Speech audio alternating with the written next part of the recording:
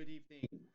Welcome to St. Peter's Hove. I'm Father Alexander, and you may remember the last psalm we looked at in our walking tour through the Bible was that very depressing psalm written by a very depressed man whose one companion was darkness. The next psalm is too long, which is 89:90, and that's what I want to talk about today.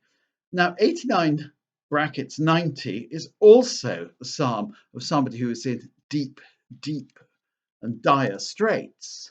And yet at the same time, it's rather different in its treatment. O Lord, you've been our refuge from one generation to the next.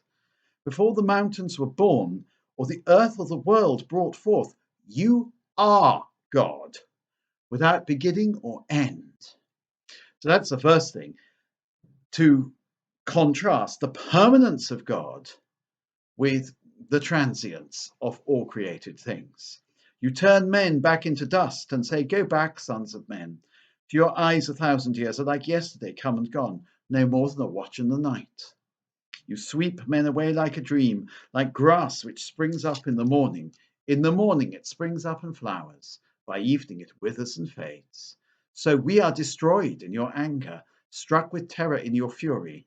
Our guilt lies open before you, our secrets in the light of your face. All our days pass away in your anger. Our life is over like a sigh. Our span is 70 years, or 80 for those who are strong. And most of these are emptiness and pain. They pass swiftly and we are gone. Who understands the power of your anger and fears the strength of your fury? Make us know the shortness of our life, that we may gain wisdom of heart. Lord, relent, is your anger forever? Show pity to your servants. So God is angry with the human race and he sweeps them away. And the human race, a human being, lasts for 70 years or 80 if they're strong. Incidentally, nothing has changed in the 3,000 years since this psalm was written. Nothing has changed. Our life expectancy now is 81, I believe, which is, lots of people die in their 70s and many die in their 80s. So it hasn't substantially changed life expectancy, which is quite astonishing. The other thing is, what hasn't changed is, he says, make us know the shortness of our life. Well, we know that our lives are short, don't we? Yeah, we know that. So that we may gain wisdom of heart. We may know that our lives are short, but have we gained wisdom of heart? Just as our life expectancy hasn't changed, neither has our lack of wisdom changed. We know life is short, yet we do not act accordingly. We do not act as wise people faced with our own transience. Because realizing that we are transient, we should live as transient beings, trying to please God and trying to assuage the suffering in the world, trying to use our time wisely, given that our time is short. But in fact, we live like immortals. We act as though we are immortals, people who are never going to have to die, never going to have to face a reckoning, and certainly people who can ignore the anger of God. We can't ignore the anger of God. The anger of God will catch up with you. And of course, the psalmist here thinks that the transience of life is a sign of the way the anger of God catches up with us. In the morning it springs up and flowers, by evening it withers and fades. That, I think, is used in the Anglican burial service. So we are destroyed in your anger, struck with terror in your fury. We need to understand the transience of life and that we have got a chance, a passing chance to make something of this transient life. We need to seize it. We could be wise if only we put our minds to it, if only we realize that this life was our opportunity to be wise rather than our opportunity to get rich, our opportunity to have fun, and so on. In the morning, so yes, he's singing from the same hymn sheet as the previous psalmist who sees life as a very, very dark place. It's a bit like a very, very profound production of King Lear, that psalm, my one companion is darkness.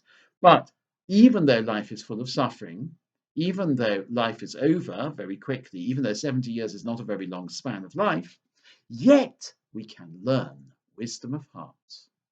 Now that is the big difference between these two psalms. Don't just moan about your suffering, but use your suffering to learn what's really what, to learn what really matters. And of course, to learn that God is merciful, God is pitiful, God is indeed love. In other words, use the suffering that you endure to discover that God is love. And we do know, don't we, that some people have identical experiences and some people are destroyed by those experiences and other people are made by those experiences. That's the freedom that human beings have is moral freedom.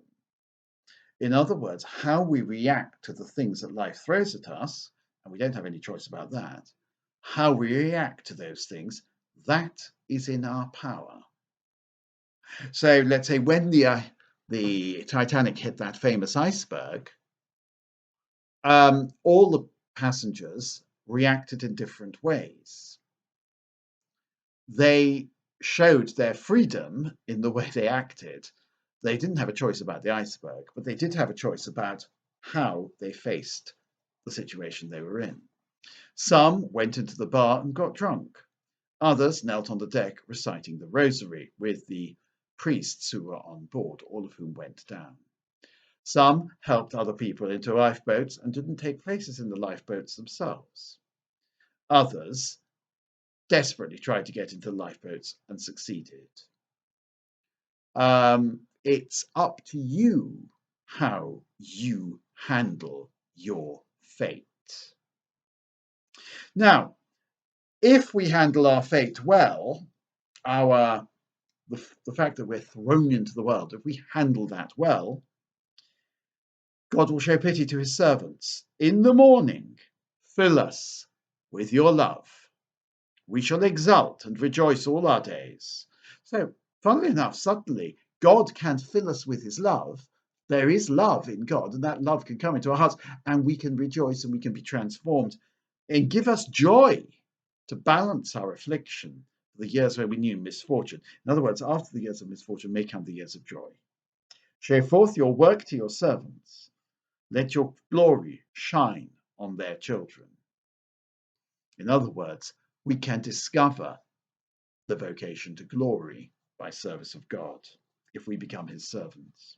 Let the favor of the Lord be upon us. The grace of God can transform us. Then it repeats this line, give success to the work of our hands.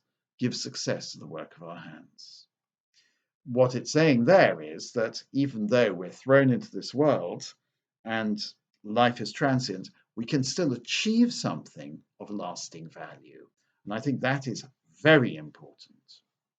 And what is this thing of lasting values that we achieve? Well, it's the work of our hands. Well, what work? It could be anything. It could be being a carpenter. It could be being a stonemason. It could be writing books or whatever. It could be bringing up children. The work of our hands is intrinsically valuable. And God will console us, bless us, and reinforce us as we discover the value of our work. So it's a completely different ending to the last psalm. My one companion is darkness. It's a wonderful roadmap out of depression, this psalm. Yes, my life will soon be over, but I can still make something of my life. Yes, everything is passing away, and yet what we have got, even as that l'attimo fuggente, the fleeting moment, is of infinite value, because I can transform that fleeting moment by discovering in that fleeting moment the love of God. It's a lovely psalm, this. Give success to the work of our hands. All the best. Bye.